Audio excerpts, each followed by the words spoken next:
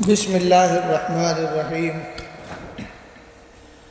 تفسیر عزیزی کی یہ 18ویں قسط پیش ہے۔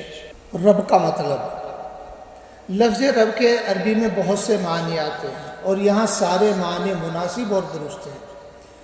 اس کے معنی مالک کے ہیں، چنانچہ تمام جہانوں پر اللہ تعالیٰ کی ملکیت بالکل ظاہر ہے، کیونکہ جب تمام چیزیں اس کی مخلوق ہیں تو مملوک و غلام بھی اسی کی ہیں، اور آدمی کی ملکیت میں اول تو کچھ ہے ہی نہیں، اور اگر بظاہر کوئی چیز ہے بھی تو وہ وقتی اور چند روز کے لیے اس کے اصلی مالک سے ادھار لی ہوئی ہے۔ دوسرے معنی موجد یعنی خالق، بنانے والا، پیدا کرنے والا۔ اس معنی کے اعتبار سے بھی خود کے مطابق اور مناسب مطلب ہے، بلکہ خالقیت یعنی پیدا کرنا تو تمام خوبیوں میں سب سے زیادہ تعریف کے قابل ہے، کیونکہ رب کی نعمتیں اگر مستحق ہوئے بغیر کسی کو ملتی ہیں تو وہ مخلوق کو خلقت و مخلوق ہونے کی وجہ سے ملی ہیں اور ملتی ہی جا رہی ہیں۔ تیسرے معنی سید یعنی سردار کے ہیں، اور رب النوع یعنی جنسوں کا مالک، قسموں کا مالک اسی معنی میں بولا جاتا ہے۔ اس معنی کا اصل مطلب اونچا مرتبہ ہے، یہ بھی اعلیٰ تعریف چاہتا ہے۔ چوتھا معنی ہے مربی یعنی تمام کاموں کی اصلاح کرنے والا اور ہر چیز کو اونچے مرتبے تک پہنچانے والا۔ مثلا نطفے کو خون میں ملا کر جیلی بناتا ہے، پھر اسے جما کر گوشت کا ٹکڑا بناتا ہے، پھر اس گوشت میں الگ الگ قسم کے اعضاء لگاتا ہے، پھر اس میں روح پھونکتا ہے اور جسم کے ہر حصے کو اس کی ضرورت کے مطابق طاقت بخشتا ہے۔ اس کے بعد شریعت، اصلاح اور حقیقت کے ساتھ روح کی تکمیل فرماتا ہے، لہذا مکمل ترین تعریف کا مستحق وہی ہے۔ تربیت کے قسمیں۔ یاد رہے کہ تربیت دو طرح کی ہوتی ہے۔ پہلی، کسی چیز کی پرورش اپنے نفع کے واسطے کرے تاکہ وہ چیز ضرورت کے وقت اس کے کام آئے۔ تربیت کی یہ قسم مخلوقات کی شان ہے کہ مخلوقات اپنے مفاد، غرض اور ضرورت کی غلام ہوتی ہیں۔ دوسری پرورش یہ ہے کہ کسی چیز کی پرورش خود اسی کے نفع کے لیے کی جائے، اور یہ شان خالق سبحانہ و تعالیٰ کی ہے، کیونکہ اس کی شان اس سے بلند ہے کہ وہ اپنی مخلوق کے ذریعے کمال حاصل کرے۔ اسی لیے حدیث شریف میں اس کی شان کے متعلق آیا ہے، ان اللہ یحب الملحین فی الدعاء، اللہ تعالیٰ دعا میں مبالغہ کرنے والوں کو پسند کرتا ہے۔ نیز یہ بھی آیا ہے، من لم یسأل اللہ یغضب علیہ، جو اللہ سے نہیں مانگتا اللہ تعالیٰ اس سے ناراض ہوتا ہے۔ اس سے یہ بھی معلوم ہو گیا کہ رب العالمین اس جل جلالہ کی صفات میں سب سے کامل ترین صفت ہے، کیونکہ نور وجود کے بالکل ابتدائی ظہور سے کمال کی آخری منزل پر پہنچنے تک ہر کوئی اسی اسم اعظم کے دائرے میں سمایا ہوا ہے، اور دنیا میں جو بھی تعلق و نسبت دیکھی ہے سنی ہے وہ اسی مبارک نام کے نور کا سایہ ہے۔ اسی لیے حمد کی جگہ میں اسم مبارک اللہ کے بعد یہ اسم لائے ہیں، کیونکہ لفظ اللہ کمال کے آخری درجے کا پتہ دیتا ہے اور یہ اسم اس سے اگلے درجے کی کھوج لگاتا ہے۔ الرحمن الرحیم کے متعلقات۔ باری تعالیٰ کے حق میں لفظ رحمت کی حقیقت خیر کا پہنچانا اور برائی سے محفوظ کرنا ہے، اور اس کی رحمت کی دو قسمیں ہیں، ایک ذاتی، دوسری صفاتی۔ پھر ذاتی کی بھی دو قسمیں ہیں، عام اور خاص۔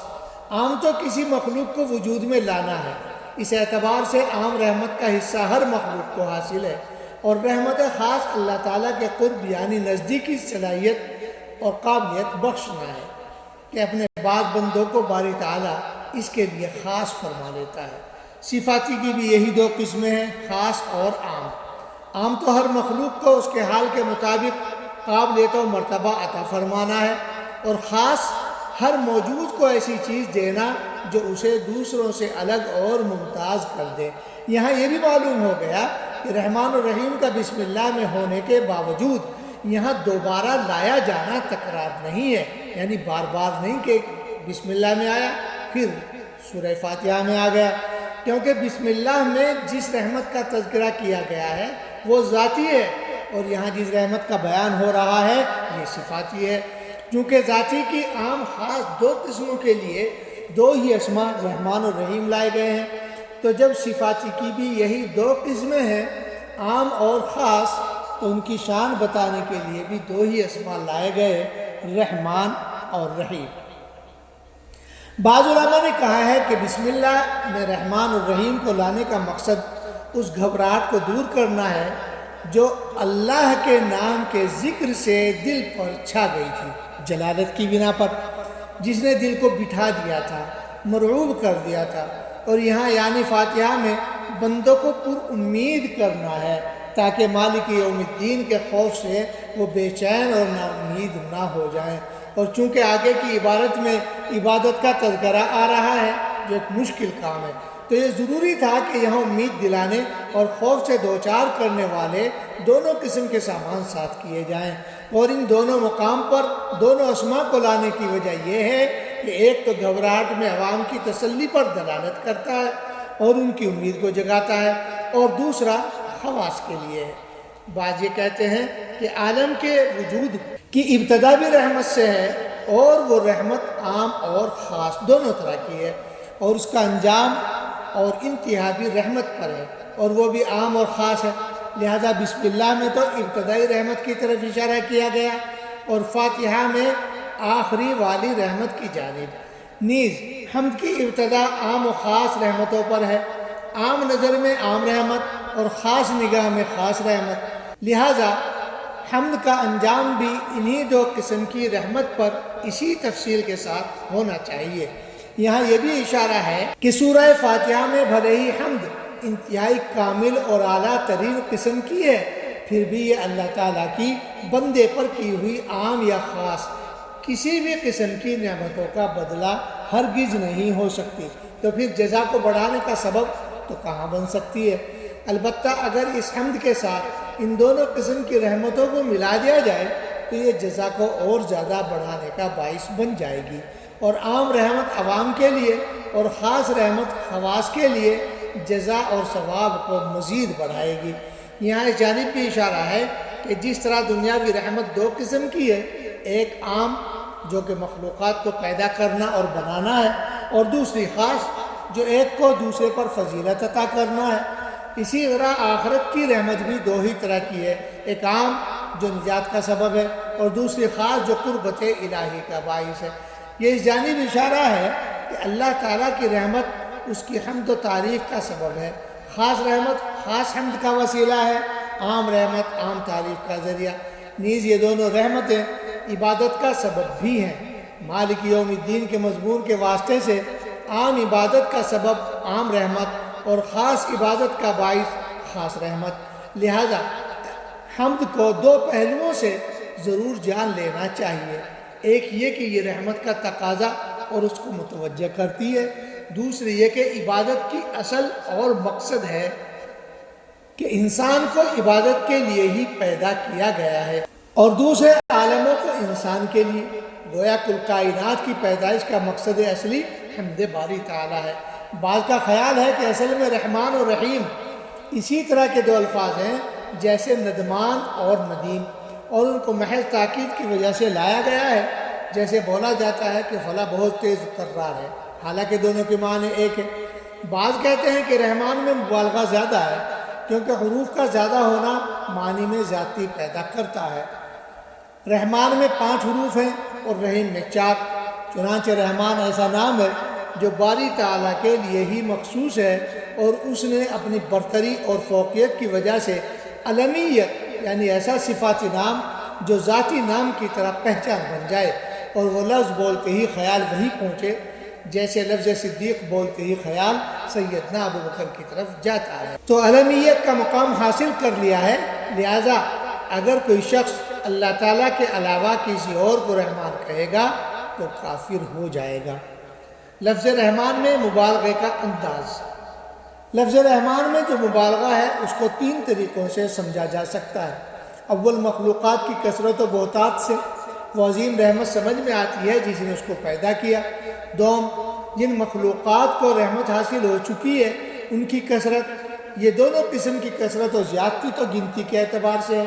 تیسری کثرت کیفیت یعنی حالت اور ڈھنگ کے اعتبار سے کہ یہ رحمت خاص کا کام ہے جو نہایت عظیم بھی ہے اور ہمیشہ اور ہر وقت بھی۔ اور یہ جو بعض حضرات کہتے ہیں رحمان الدنیا والآخرہ ورحیم الدنیا، یہ ذکر کیے گئے تینوں مبالغوں میں صرف ایک کی جانب اشارہ ہے۔ جو حضرات کہتے ہیں رحمت دنیا و رحیم الآخرہ، وہ اس اعتبار سے ہے کہ دنیا میں رحمت عام ہے، مومن و کافر، نیک و بد سب کو پہنچتی ہے، بخلاف آخرت کی رحمت کے کہ وہ مومنوں کے لیے خاص ہے۔ یہ بھی کہا گیا کہ لفظ رحمان لفظ کے اعتبار سے تو خاص ہے کہ لفظ اللہ تعالیٰ کے علاوہ کسی کے لیے نہیں بولا جا سکتا، لیکن معنی کے لحاظ سے عام ہے کہ اس کی خالقیت، رزاقیت اور دوسری فائدہ پہنچانے والی رحمتیں تمام مخلوق کے لیے عام ہیں۔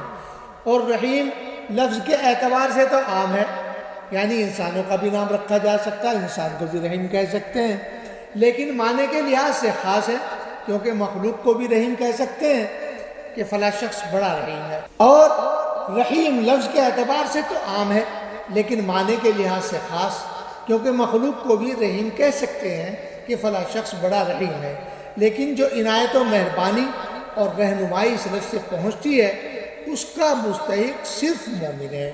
ضحاک رحمہ اللہ کہتے ہیں کہ رحمان سے اس رحمت کی جانب اشارہ ہے جو آسمان والوں کے لیے ظاہر ہوتی ہے، اور رحیم اس رحمت کی طرف اشارہ کرتا ہے جو اہل زمین پر نازل ہوتی ہے۔ ابن مبارک رحمہ اللہ کا قول ہے کہ رحمان تو اسے کہتے ہیں کہ جب اس سے مانگا جائے تو عطا فرمائے، اور رحیم وہ ہے کہ اگر اس سے نہ مانگا جائے تو ناراض ہو جائے۔ بعض یہ کہتے ہیں کہ دنیا اور آخرت کی رنگا رنگ نعمتیں رحمانی رحمت کی نشانی ہے، جبکہ دنیا اور آخرت کی مصیبتوں اور بلاؤں سے چھٹکارا رحیم کی رحمت کا تقاضا۔